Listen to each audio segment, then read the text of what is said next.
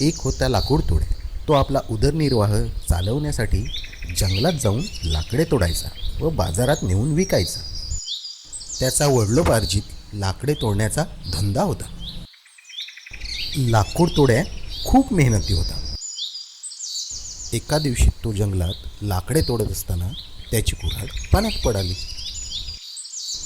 तो विचार करू लागला, आत्ता मी काय करू? मी लाकडे कशी काय तोडणार? माझे घर कसे काय चालवू? असे विचार करून तो रडू लागला. तेवढ्यात विहिरीतून एक देवी प्रकट झाली. ती लाकूड तोड्याला म्हणाली, का रे लाकूड तोड्या, तुला रडायला काय झाले? लाकूड तोड्या म्हणाला, माझी कुऱ्हाड पाण्यात पडाली, आता मी काय करू? देवी म्हणाली, ठीक आहे, मी तुझी कुऱ्हाड तुला परत आणून देते. आणि ती पाण्यात बुडाली.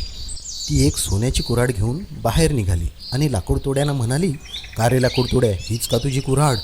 लाकूड तोड्या देवीला म्हणाला, नाही नाही, ही माझी कुऱ्हाड नाही. देवी पुन्हा पाण्यात बुडाली आणि ती चांदीची कुऱ्हाड घेऊन बाहेर आली. लाकूड तोड्या पुन्हा म्हणाला, नाही नाही, ही माझी कुऱ्हाड नाही. तिने लाकूड तोड्याला लोखंडाची कुऱ्हाड दिली. लाकूड तोड्या खुश झाला आणि म्हणाला, हां हां हां, हीच माझी कुऱ्हाड आहे. लाकूड तोड्याची माणुसकी बघून विने त्याला सोन्याची आणि चांदीची कुऱ्हाड बक्षीस म्हणून देऊन टाकली.